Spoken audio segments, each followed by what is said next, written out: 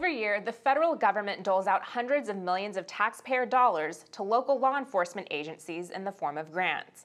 These agencies, including city police and constables, state agencies, and county sheriffs, apply for these grants through the Department of Justice's COPS program and use them to hire more personnel, purchase vehicles and equipment, and enhance their crime-fighting capabilities. But do the grants actually help fight crime? Local police departments insist that they do, that the grant money is vital to fighting crime and even to their department's survival. But what if the grant money isn't being used to fight crime at all? What if the grant money creates pressure on local law enforcement to fudge their crime statistics in ways that ultimately help the federal government tell a false story of crime reduction and create a false sense of security on the U.S.-Mexico border? The PJ Tatler's very own Bryan Preston took a close look at these federal grants and how they're being used to fight crime along the border. Well, Alexis, a case in point is Hidalgo County, Texas, which is down in the southern part of Texas, across the border from Reynosa, Mexico.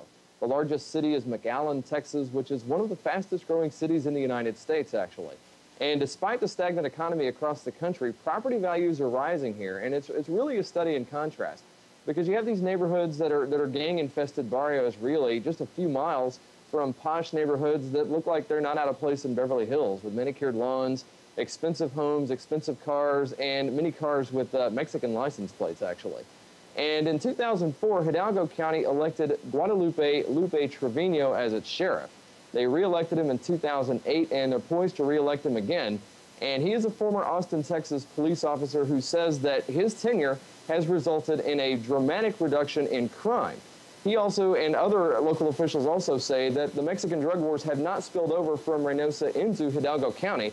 And they say this even though there was a firefight between U.S. forces and cartel forces in Chimney Park, which is in Hidalgo County, and that was just last fall in 2011. So there is a lot going on in this county, and what we've uncovered tells us that there's more than meets the eye.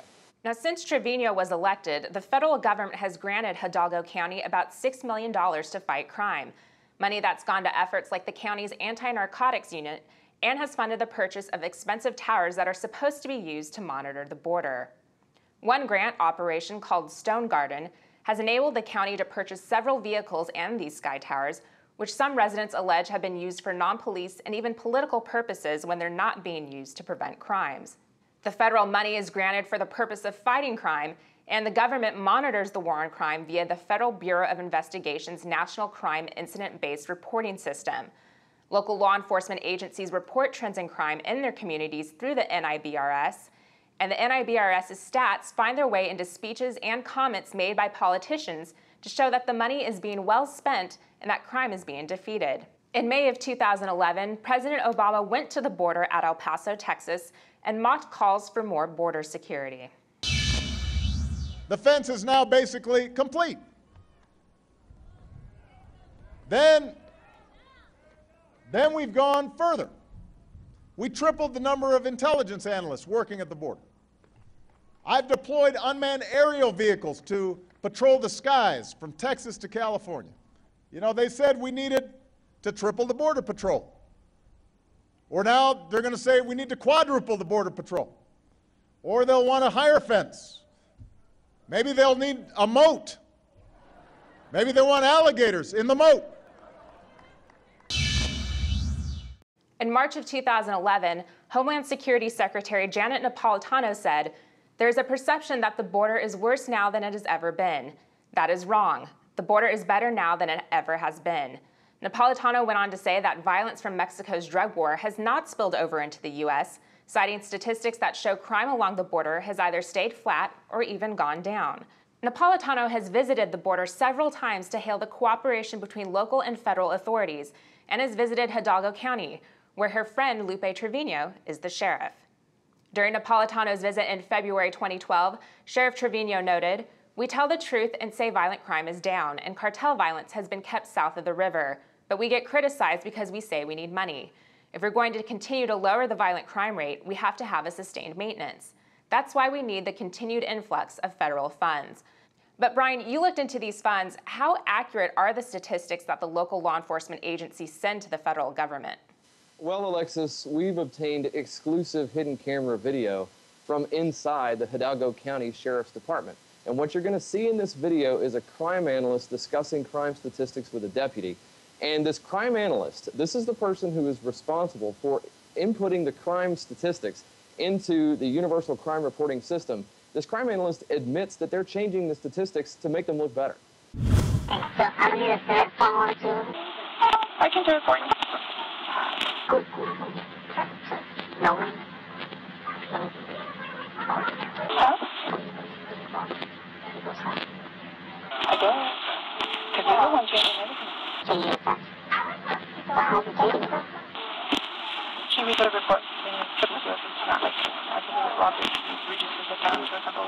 Like if it's like activating yourself, it will reduce the time. Or if But it's just simple to do because most reports in this, you can read it how you want. You can justify both ways. yeah, but I don't know. Okay. As far as the standards go from UCR, yeah. So, you can get in trouble. Huh? You can get in trouble.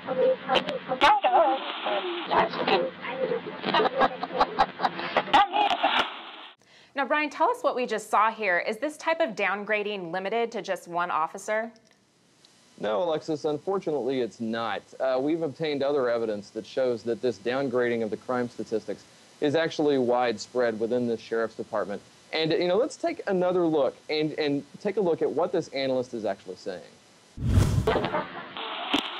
She reads the report. It's not like I can do it robbery. Reduces the time, for example. Like if it's like activating yourself, it will reduce the time. Or if But it's just simple to do because most reports in this, you can read it how you want. You can justify both ways. yeah, but I don't know. Okay. That's fine. Now, Bryan, what's the real motivation here for changing these stats? Well, Alexis, changing the stats affects what goes to the federal government through the FBI, the UCR, and the NIBRS. Essentially, what they're doing is they're painting a picture of crime in Hidalgo County that simply is not true.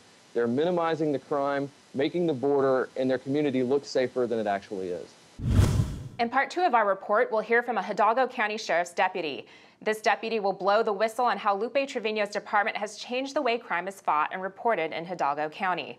For Bryan, Preston, I'm Alexis Garcia with PJTV.